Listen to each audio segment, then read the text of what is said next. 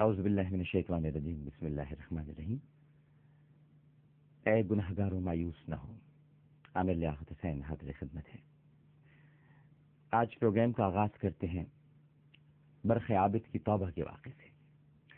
حضرت کعب رضی اللہ تعالی عنہ ارشاد فرماتے ہیں کہ حضرت موسیٰ علیہ السلام کے زمانے میں بنی اسرائیل میں قحط پڑ گیا۔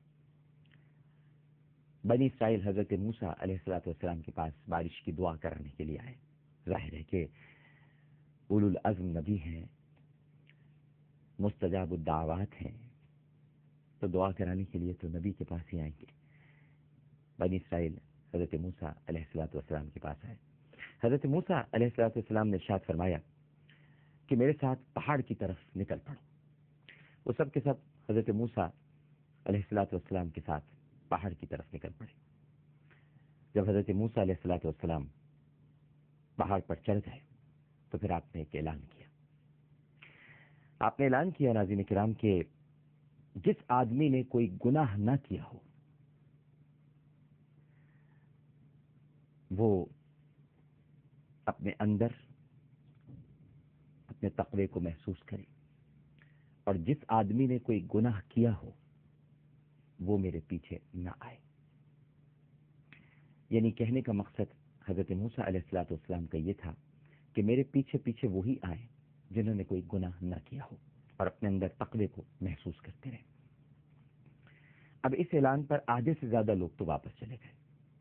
ظاہر ہے کہ حضرت موسیٰ علیہ السلام کا اعلان ہے، نبی اور پیغمبر کو اللہ سبحانہ و تعالی وحی کے ذریعے سب کچھ بتا دیتا ہے کہ تمہارے درمیان کون گناہ گار ہے، کون گناہ گار نہیں ہے، لہذا آدھے سے زیادہ لوگ واپس چلے گئے۔ دوسری مرتبہ پھر اعلان کیا آپ نے کہ جس آدمی نے کوئی گناہ کیا ہو، یعنی گناہ نہ کیا ہو، وہ میرے پیچھے نہ آئے۔ دوبارہ اعلان سن کر ایک اندھے آدمی کے علاوہ، جسے برخ العابد کہا جاتا تھا، یہ اس کا نام تھا، یہ نابینا تھا، اس کے علاوہ سارے کے سارے واپس چلے گئے۔ اب دیکھیے آپ، اعلان کیا ہو رہا ہے، اور ایک مرتبہ نہیں بلکہ دو مرتبہ ہو رہا ہے۔ حضرت موسیٰ علیہ السلام نے برخ العابد سے فرمایا کہ تو نے میرا اعلان نہیں سنا تھا کیا؟ ابھی مکالمہ ہے۔ اس نے کہا کہ یا موسیٰ، آپ کا اعلان بالکل سنا میں نے۔ جی ہاں۔ حضرت موسیٰ علیہ السلام نے فرمایا کیا تم نے کوئی گناہ نہیں کیا؟ اس نے کہا کہ میرے خیال کے مطابق مجھ سے کوئی گناہ نہیں ہوا۔ ہاں، اب دیکھیے یہاں جملے بھی بڑے اہم ہیں۔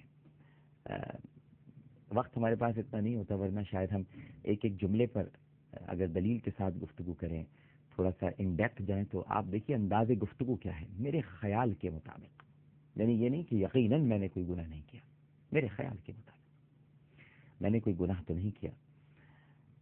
البتہ ایک عمل ہے، اگر وہ گناہ ہے تو پھر میں واپس چلا جاؤں گا۔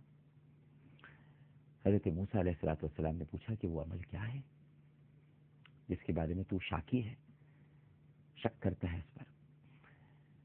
اس نے کہا کہ ایک مرتبہ میں راستے میں جا رہا تھا، ایک حجرے کا دروازہ کھلا ہوا تھا، میں نے اس یعنی اب تو وہ نابینا ہے، تو اس نے کہا کہ جو حجرے کا دروازہ کھلا ہوا تھا تو میں نے اس سلب شدہ آنکھ سے اندر دیکھ لیا، لیکن مجھے پتہ نہ چل سکا کہ وہ مرد ہے یا عورت ہے۔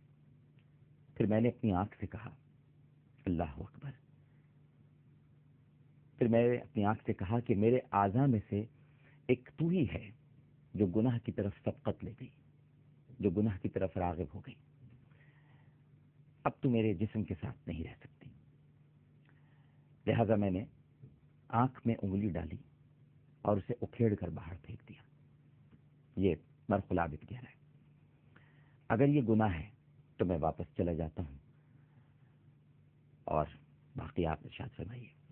حضرت موسیٰ علیہ السلام نے جب برخ العابد کا یہ واقعہ سنا تو ارشاد فرمایا کہ یہ گناہ نہیں ہے، لہذا اے برخ تو بارش کی دعا مانگ۔ اس نے دعا مانگی، اور دعا کے الفاظ کچھ اس طرح سے تھے کہ اے قدوس، اے قدوس، جو نعمت تیرے پاس ہے وہ ختم نہیں ہوگی اور تیرے خزانے کبھی فنا نہیں ہوں گے۔ اے قدوس، اے قدوس، تو بخل کی طرف منسوب نہیں کیا جاتا۔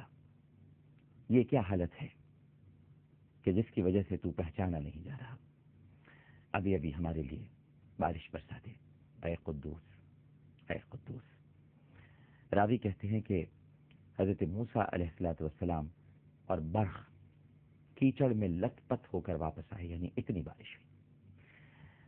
اب اس واقعے کا مطلب یہ نہیں ہے، کیونکہ اسلام جب آیا ناظرین کرام تو اس نے رہبانیت کا خاتمہ کیا، اعضا کو تکالیف دینے سے منع کیا،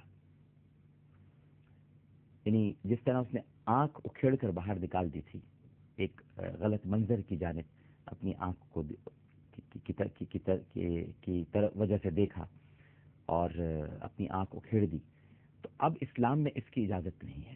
کوئی یہ واقعہ سن کر یہ سوچنے لگے کہ اگر مجھ سے کوئی غلطی ہو گئی میرے جسم کے کسی عضو سے تو میں اسے اکھاڑ کر پھینک دوں یا اسے فنا کر دوں یا اسے کاٹ دوں، ایسا نہیں ہے۔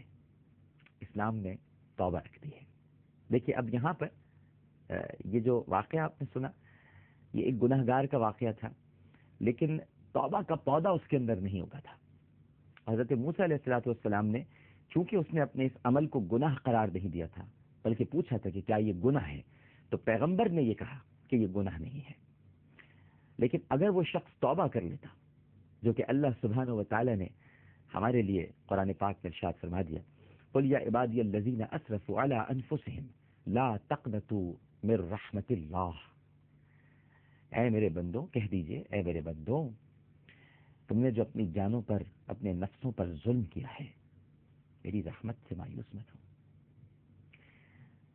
توبہ انسان کو ناظرین کرام اجلا کر دیتی ہے، توانا کر دیتی ہے، ایک نئی روشنی میں لا کھڑا کرتی ہے۔ برق العابد کی دعا سے بارش تو ہو گئی، لیکن آنکھ اکھیڑنا مسئلے کا حل نہیں تھا۔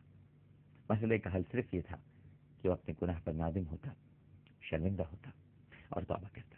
ایک چھوٹا سا وقفہ لیتے ہیں، وقفے کے بعد گفتگو کے سلسلے کو جاری رکھیں گے۔ ہمیں یقین ہے کہ آپ سب لوگ ہمارے ساتھ ہی رہیں گے۔